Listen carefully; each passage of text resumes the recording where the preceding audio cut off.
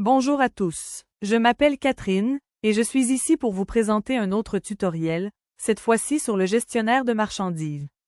Comme d'habitude, nous sommes sur notre page d'accueil et nous allons nous diriger vers le menu de gauche. Sous Gestion, nous allons cliquer sur Gestionnaire de marchandises. Vous verrez 8 colonnes. Description, code SH, quantité, valeur, valeur totale, poids, unité et pays.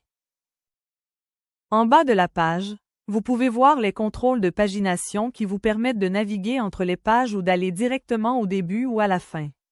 À droite, vous pouvez sélectionner le nombre d'éléments que vous souhaitez afficher par page afin de réduire le nombre de pages à parcourir. Le moyen le plus rapide de trouver une marchandise est d'utiliser la barre de recherche en haut de la page. Je vais taper « Hoodie » et voilà, le système isole cette marchandise pour moi afin que je puisse facilement voir ses détails.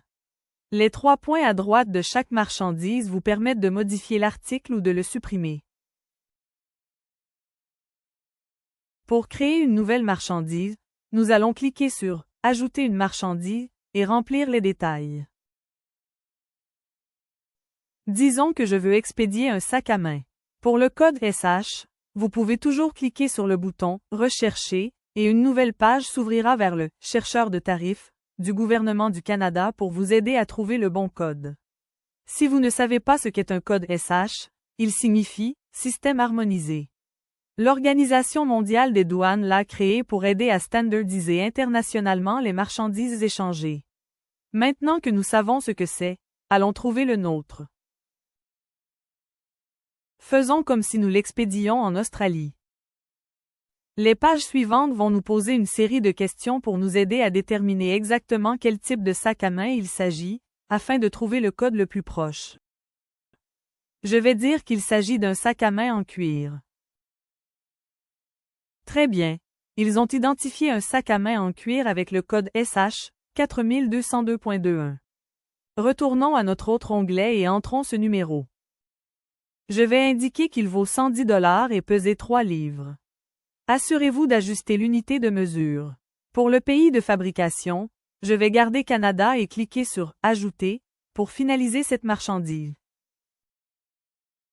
Maintenant, laissez-moi vous montrer le meilleur aspect du gestionnaire de marchandises. Créons un nouvel envoi international. Je dis international car les transporteurs n'ont besoin de détails spécifiques sur ce que vous expédiez que pour les envois internationaux. Je vais d'abord remplir les informations d'adresse et de colis, alors soyez patient.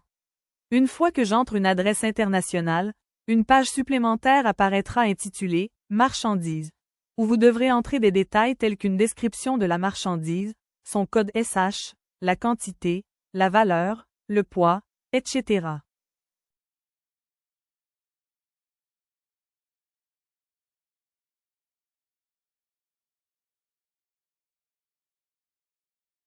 Voici la page marchandise. Vous devrez entrer des détails tels qu'une description de la marchandise, son code SH, la quantité, la valeur, le poids, etc.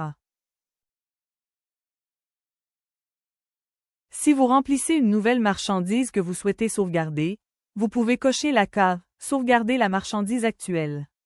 Si vous souhaitez utiliser une marchandise déjà sauvegardée, vous pouvez cliquer sur « Charger une marchandise ». À partir de là, vous pouvez soit commencer à taper une marchandise que vous avez en tête, soit faire défiler pour la rechercher. Pour notre exemple, je vais sélectionner le sac en cuir que nous avons créé plus tôt. Parfait. Tous les détails sont remplis automatiquement pour moi. Cette fonctionnalité est excellente pour les entreprises. Disons que je vends des sacs à main. Je n'ai à entrer tous les détails qu'une seule fois, les sauvegarder dans le gestionnaire de marchandises, et je peux les charger en un seul clic. Cela va simplifier le traitement de mes commandes et m'éviter de ressaisir ces détails encore et encore. Comme toujours, merci de nous avoir regardés. J'espère que ce tutoriel vous a été utile. À la prochaine!